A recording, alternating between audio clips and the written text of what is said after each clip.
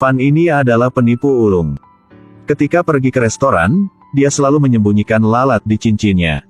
Saat telah kenyang, dia mulai menjalankan rencananya. Ya Tuhan, ada lalat di kopiku. Dia takut tidak ada yang akan mengetahuinya. Sengaja berteriak. Berteriak dan mulai memarahi. Tunggu, saya panggil manajer untuk datang dan memecahkan ini. Saya akan menagih Anda untuk kopi Anda secara gratis. Fan sangat gembira. Apa maksudmu, Kak? Siapa yang Anda pandang rendah? Apakah menurut Anda status saya kekurangan uang untuk membayar kopi? Setelah dia selesai berbicara, dia menggambar karangan bunga untuk lalat. Kak, saya tidak bermaksud uang. Maksud saya biaya pemakaman untuk lalat. 180.000. Manajer tercengeng. Ini bukan hanya seperti memprotes. Ini dia dengan sengaja menghalangi cara orang lain mencari nafkah. Apa maksud Anda?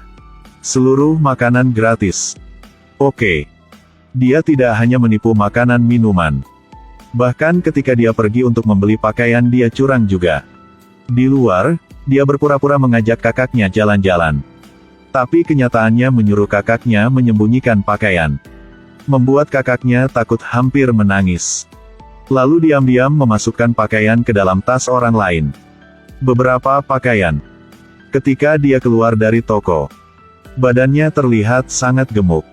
Toko Anda menjual pakaian yang terlalu kecil. Saya tidak bisa cocok. Semua pakaian dilekatkan dengan logam. Kita tidak bisa lari. Takut apa?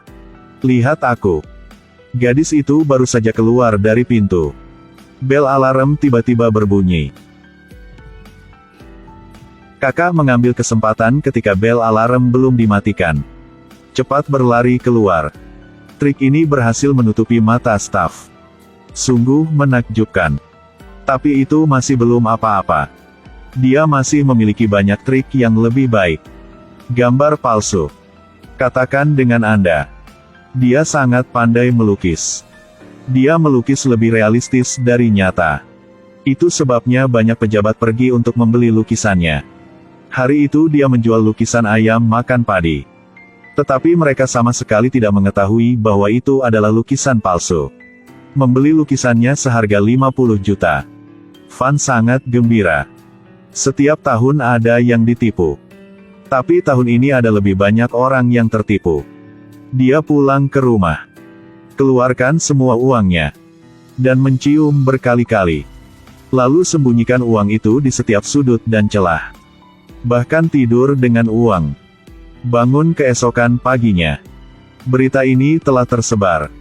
Berita itu mengatakan ada seorang pria berjanggut pada seorang gadis gemuk. Pergi menipu di mana-mana. Juga menggambar ilustrasinya. Maka dia akan ditangkap. Jika begitu harus mengambil uang dan segera melarikan diri. Akibatnya, semua uangnya hilang. Tidak berdaya. Harus mengemudi untuk berlari dulu. Akibatnya, begitu dia menekan pedal akselerator, dia telah menabrak seorang. Dan orang yang ditikam bukanlah orang asing. Itu kakaknya. Memang benar takdir surga. Jika begitu, harus membawa kakak perempuannya dan melarikan diri bersama. Ketika dia berlari di tengah jalan, dia menyesalinya. Dia menyuruh kakaknya turun dari mobil. Tidak bisa terlibat dengan kakaknya. Kakak perempuan ini tidak mengerti apa-apa. Dia baru saja hendak mengambil tasnya dan pergi. Tapi tiba-tiba kertas-kertasnya jatuh. Kakak melirik. Waduh, kamu tidak hanya menjual lukisan palsu. Tapi kamu juga memalsukan identitas aslimu. Kamu adalah seorang kriminal. Salah. Aku seorang seniman tentang mencurangi. Aku masih memiliki etos kerjaku. Dia merasa Fan sangat tidak tahu malu. Sebaiknya dia meninggalkan tempat ini. Orang ini benar-benar bahaya. Tetapi, dia hanya berjalan pergi. Tiba-tiba Fan diblokir oleh polisi. Ingin memeriksa kartu identitasnya. Jika terus seperti ini, dia pasti akan dikurung di penjara. Tidak ada jalan lain. Kakak ini memasukkan pakaiannya ke dalam perutnya. Berpura-pura menjadi wanita hamil. Aduh. Kamu bajingan. Aku hampir melahirkan. Beraninya kau meninggalkanku seperti ini. Anda coba pikirkan apakah orang ini manusia atau bukan.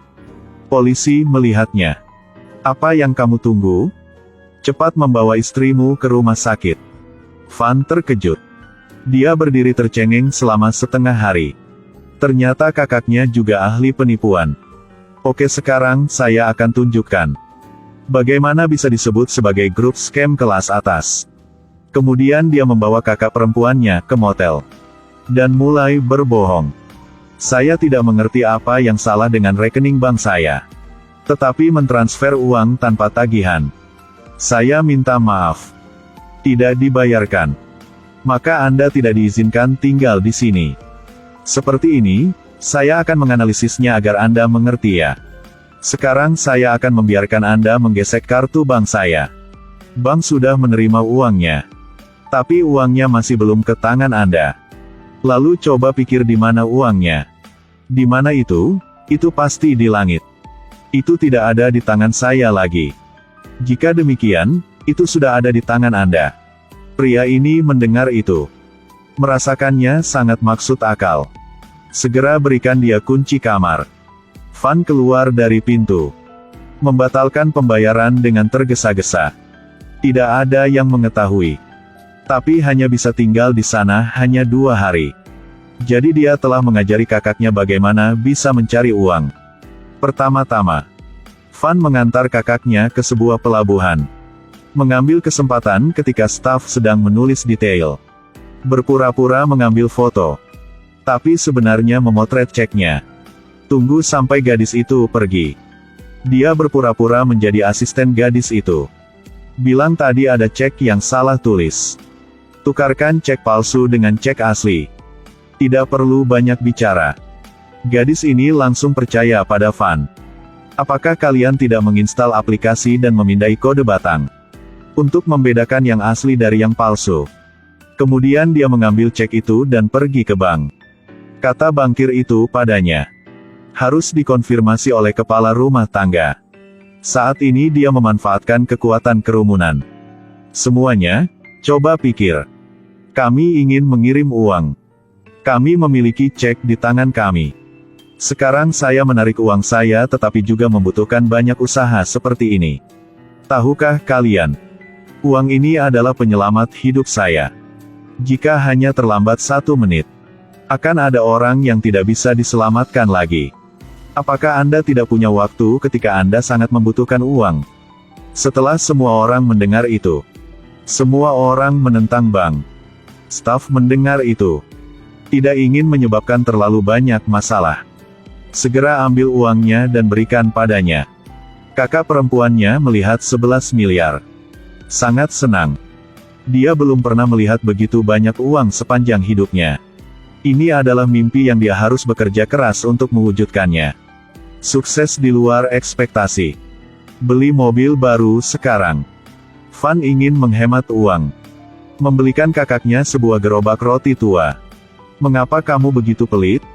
Prospek masa depan berkembang seperti itu. Tapi kamu masih seperti ini, aku akan memakan bumi atau apa? Lalu dia langsung marah. Mengendarai gerobak roti untuk balapan dengan kakak laki-lakinya. Van melihat itu. Tidak membelikan mobil mewah untukmu, kamu langsung marah. Mobil kita ini juga sangat bagus. Aku tidak takut saya tidak akan bisa melewati mobilmu. Begitu mobil dipercepat, itu langsung berasap. Itu benar, menamparkan wajah sendiri. Tidak ada jalan lain. Dia masuk ke mobil kakaknya. Aku menang, senang sekali. Dia bahkan menutup matanya untuk mengemudi. Jadi juga tidak memperhatikan bagian depan. Itu sebabnya tidak ada yang tersisa untuk menangis lagi. Langit sekarang ditutupi dengan bulu ayam dan uang. Yang lain berusaha untuk menyelamatkan ayam. 2 saudara perempuan sibuk mengumpulkan uang. Tepat pada saat ini. Di kejauhan, tiba-tiba terdengar suara mobil polisi. Mereka terlalu takut jadi meninggalkan uang mereka dan melarikan diri, tidak membutuhkan uang lagi. Tapi mereka berdua berpikir. Bukan ide yang bagus jika mereka terus melarikan diri seperti ini. Jadi keesokan harinya, mereka menyamar sebagai dokter. Membawa kotak freezer. Cepat, cepat, cepat. Tolong menyingkir untuk saya ke pesawat. Ada hati di sini. Menggunakan untuk menyelamatkan orang. Penumpang di belakang mendengarnya. Cepat menyingkir agar mereka bisa naik pesawat. Melihat mereka terburu-buru, staf lupa memeriksa tiketnya juga. Mereka berdua terbang ke Sao Paulo. Diam-diam berpikir, kali ini mereka pasti telah aman. Tapi tak terduga, begitu turun dari pesawat terbang, dia telah tertangkap. Sedangkannya kakak perempuannya sedang pergi ke kamar kecil. Jadi telah berhasil lolos. Apakah Anda pikir mereka mengakhiri peran mereka? Belumlah, Van masih membodohi polisi. Untuk apa kalian menangkap saya? Biarkan saya memberitahu kalian. Saya punya bukti pejabat korup. Jika kasus ini berhasil, maka kalian juga akan mendapatkan promosi. Polisi mendengar ini, merasa itu masuk akal. Jadi memutuskan untuk membiarkan dia mengambil upaya untuk menebus kejahatannya. Pertama-tama dia menggambar gambar palsu. Kemudian dia meminta kakaknya untuk berpura-pura menjadi pelukis. Dan menjual lukisan ini kepada anggota Kongres. Dan artis ini juga sangat murah hati. Datang untuk membeli lukisan itu. Juga mengizinkannya untuk berdiri di sampingnya untuk mengambil gambar. Untuk mendapatkan bukti kejahatan. Dia memakai janggut palsu di wajahnya. Menyelinap di dalam pelelangan. Ternyata seorang seniman yang menggunakan lelang untuk mencuci uang. Kejahatan ini benar-benar serius. Jadi luangkan waktu sedang melakukan transaksi. Memegang gambar yang sama. Semua orang menyadari rencana anggota Kongres ini. Itu sebabnya polisi menangkap anggota Kongres ini di tempat. Tapi dia bilang dia membeli lukisan palsu dan ditipu. Kakak perempuan ini juga dihukum. Van tidak tahu harus berbuat apa sekarang. Tidak ada jalan lain. Dia mengorbankan dirinya untuk bantu kakak perempuannya. Jadi, Van harus dipenjara selama 8 tahun. Ketika dia keluar dari penjara, kakaknya juga membuka restoran cepat saji. Jual mie dingin panggang. Ginjal goreng. Hanya ada satu hidangan yang tidak dapat Anda pikirkan. Tidak ada makanan yang tidak dapat dimakan. Tidak ada yang bisa membuat. Film berakhir di sini. Mengikuti page. Untuk dapat menonton lebih banyak film bagus ya.